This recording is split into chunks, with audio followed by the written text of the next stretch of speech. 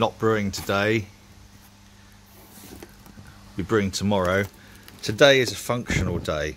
And look, because number 5's up there in that corner, I'm going to try a different strategy. Because I'm a bit worried that I'm going to end up buggering this box up. So, we'll remove number 5. And that little dimple. And then try and slide it forward. That's it. I've done this before and buggered it up, so what I might do is just push a little bit to the edges. I tell you, I might be fucking this up, but I'm half enjoying having a right. The reveal, day 5 of the Harrison's Brewery. Oh, and it's one of my favourites. I do like Harrison's Brewery Porter. I like the Plum Porter as well, but this, and it was one of those pleasant surprises when we was over there at the brew shed a couple of times on board. One of the nicer surprises. I have to admit, there are some really shit porters out there, believe me. This is not a shit porter. This is a blinding porter. If you get the opportunity to buy it, buy it. It's a bit strong. I will have it tonight, but probably towards the end of the night. What I'm going to be drinking before then are, and these were a little drop off from Chris when he came over on Monday, and I've been saving them for weekend. It's from Attic Brewery, which is a local Attic. I thought they were Birmingham. Attic. I think you said they're a local. Hang on. Oh yeah. No, yeah, they are Birmingham. Okay, right, brilliant. Okay, cool. Attic Denim, which is a table beer, and look at that, 3.4%. Brilliant. Now I'm looking forward to that because, as some of you will know, along with brewing some pretty kind of like heavyweight things on the tap list, I'm wanting to get more into like some of the things that Chris brews, sort of like more sessionable, shall we say, proper sessionable. We've got Reiterate IPL, which I'm guessing is a lager, India Power Lager. I'm hoping it is. Let's see if it says on.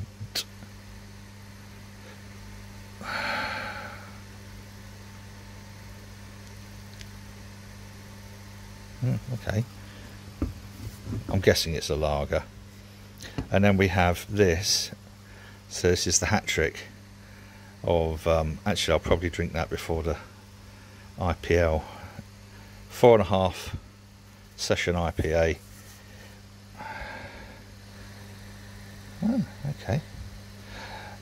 This is nice that they actually put what kettle hops they use and then the dry hops that they use. Isn't that cool? I do like a little bit of information on my cans. So that's for tonight. So it'll probably go in this order tonight, because I like a porter. You know, after you've eaten, you're sitting back. I like, because this, and it's kind of, it's almost like a meal in its own right. Very substantial. So that's tonight's.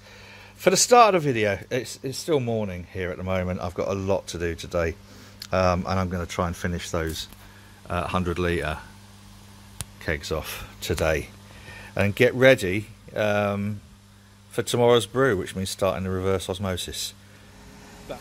Disregarding my absolute laziness in changing the nozzle on the plasma cutter, we haven't got too bad a result. So we have over here the lid, which I'm about to polish up. It's cleaned up reasonably nicely, not too many razor sharp edges. I'm going to run a block of just normal sandpaper around there. But what I did find interesting remember this little bit here. I'll show you what it's like on inside, if I can get a decent picture on inside. So this, you can see where it's actually been welded. I'm not sure if I'm going to be able to knock that out. I might have a go, but I suspect it's just going to break the weld. So the question is, would it be anywhere near in the right place to put a top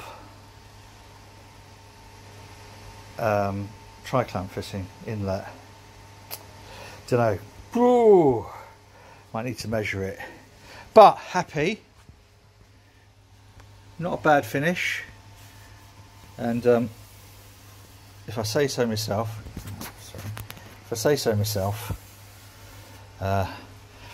we have the makings of a 100-litre little microbrewery. It won't be. It'll be 80 litres or 70 or possibly even 60 sometimes. That, I think I could probably push that to 30. I could probably push that to 80, 90. I don't know. It depends. With anti-foam, I reckon 90. But I won't be doing any brews that big. I want something to do some nice,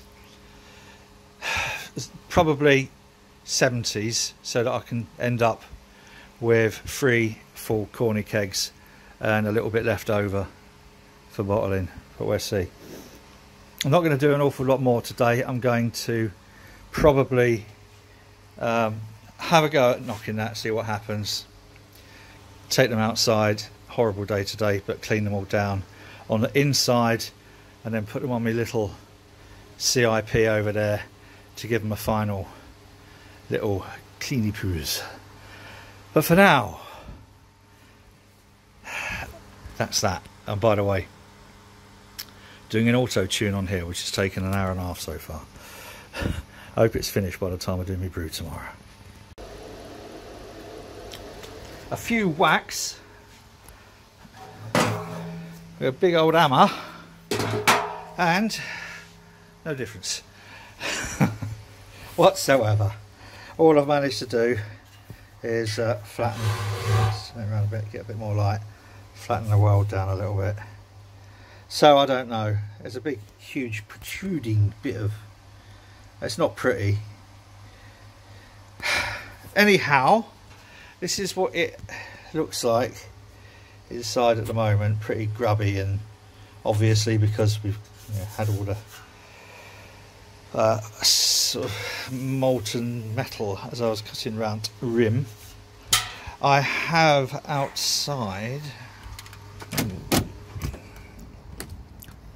washed this one out with soapy water, and now I'm going to give it a spray with the hose to get any larger particle that might be stuck on the sides and things, and then I'm going to get it on the keg washer. I think it'll actually polish up reasonably well. I'm hoping it'll actually polish up reasonably well. So, not such a bad disaster after all. But I will show you for why we had such a bad cut on the second time round. Now, essentially, it was laziness on my part for not changing. I don't know if I can zoom in on this. I think we got a bit of a problem in there. So I should either have cleaned that out or just replaced it. And it's not as if I'm short of them, as I've sort of like commented on previous video. It was purely laziness on my part, but it has cleaned up okay. Got away with it. Now,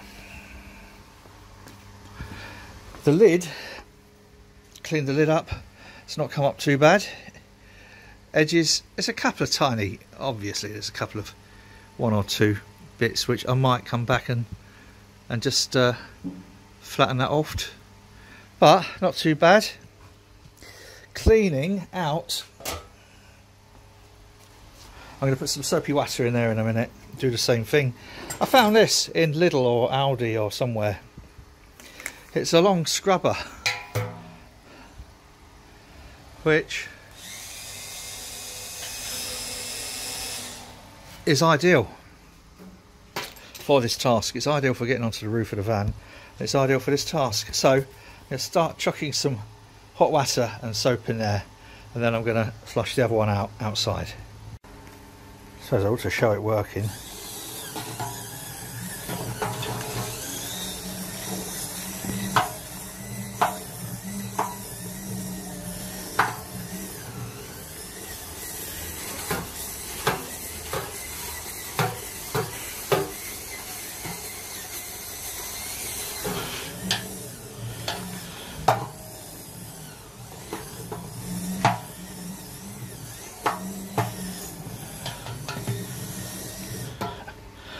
Not bad for a £5 or whatever it was.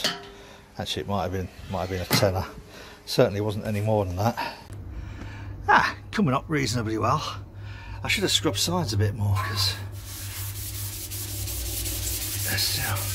there you go. You live and learn, don't you? I'll do it with the top one.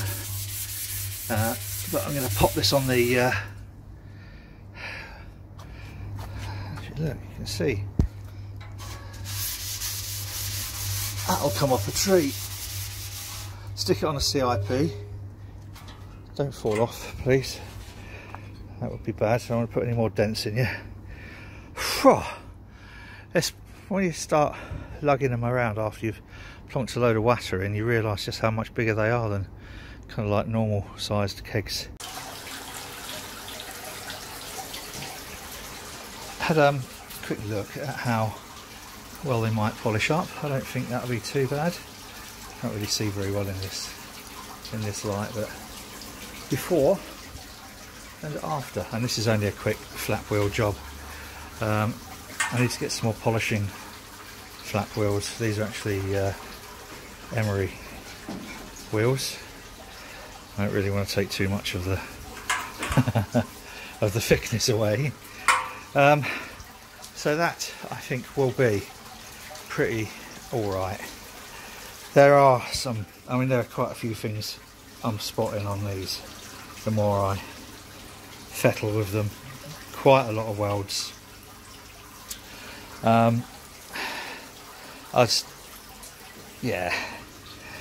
But here was interesting for you. This was it's got a stamp on bottom.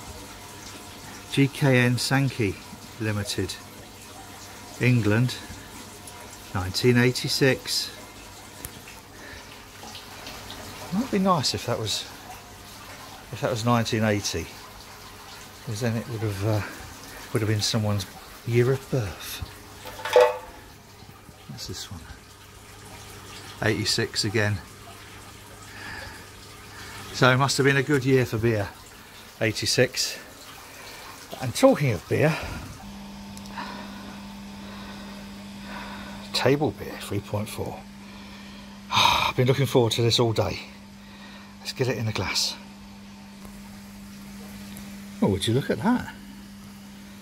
Now that, I don't know what a table beer should look like, but that looks suspiciously like a very juicy New England IPA. Let's have a little taster, shall we?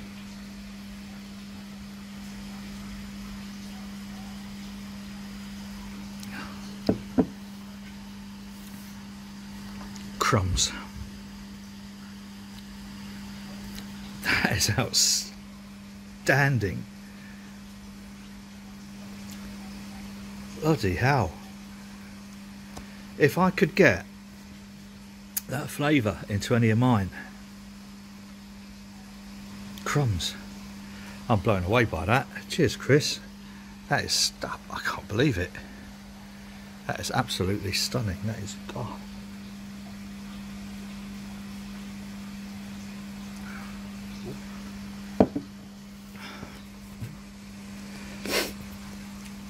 I'll say this now.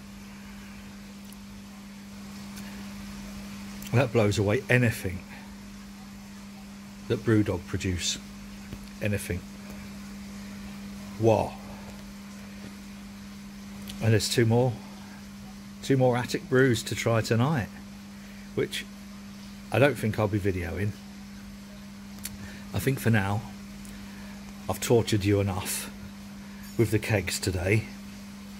Saturday night I'll leave you to go and enjoy that thing called life rather than watching this complete twaddle. But I do just want to say, Attic Brew Co, this is truly outstanding, and thanks to Chris Harry Brew 69 for that. I would never have believed it. That truly is stunning.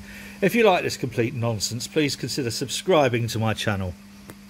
It would be absolutely wonderful to have you, and to see you subscribe to my channel as well. If you click the little thumbs up, it tells YouTube that this video might be worth suggesting to other people. poor deluded souls. And if you click the little bell, the vibratory bell, you can never beat clicking a vibrator, it will notify you every time I post some rubbish. I don't know why I'm saying this. I might as well just say hit the delete key now. Anyway, I hope this has been interesting, useful, fun, or at least better than daytime TV. I'm off now to go have a shower and congratulate myself on not completely fucking those kegs up. Good night.